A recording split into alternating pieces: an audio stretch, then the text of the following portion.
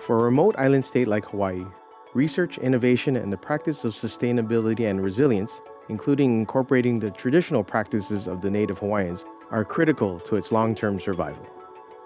UH professor and researcher Brian Glazer has developed a way to identify the impacts of climate change on our coastal environment, providing the tools and information needed to help mitigate those impacts on our community. So I'm an oceanographer, I'm not an engineer, I'm not a programmer, but I can dabble a little bit, be dangerous. And what I've always wanted to do is come up with new ways, new instruments and sensors to measure things in the field rather than collecting a water sample and bringing it back to the lab. And over the last couple years, we've really accelerated that portion of my lab group's research and had some fun bringing in some real engineers to make that kind of technology robust.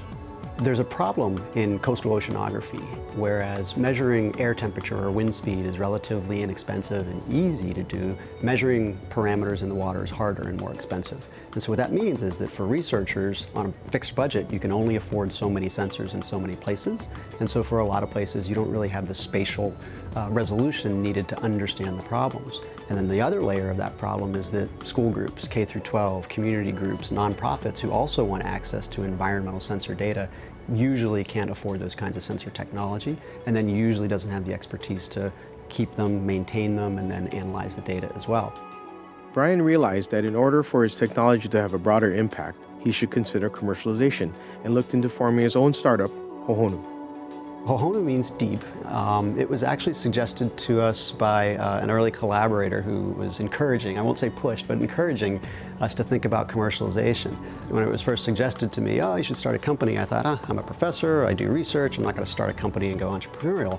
And what we realized was that there's this kind of growing demand that the public and my colleagues who aren't tinkerers or engineers, there's this hunger for technological solutions to environmental problems that a lot of large companies maybe haven't tapped into because they, again, are going with those $10,000 and $15,000 and $25,000 sensor budgets that the market isn't there for everyone. Brian was able to pursue his research and explore commercialization with support from a number of organizations, both within and outside UH. So as a researcher, having facilities and lab access and having initial seed funds from NOAA Sea Grant Office, from UH Manoa, from National Science Foundation, from Eric and Wendy Schmidt's Foundation, allows us to do things that we may not always be able to do in an academic research environment. And that's what really catalyzed the thoughts process of commercialization. And then at system level from UH Vice President's Office has been very forthcoming in providing resources to help us think about commercialization, both from a mentoring perspective as well as some capital startup.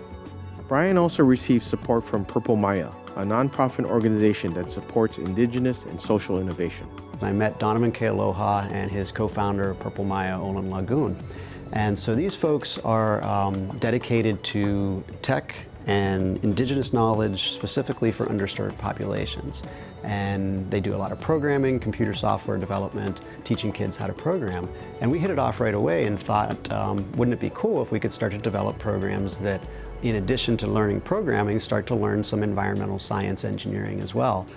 So Donovan, from a very strong business perspective, he's a venture capitalist now, has been the driving force for helping us think about commercialization and starting Hohonu. We wouldn't have done it without him for sure. The Purple Maya Foundation and University of Hawaii, the Research Corporation of the University of Hawaii, have partnered on a category in the Purple Prize this year.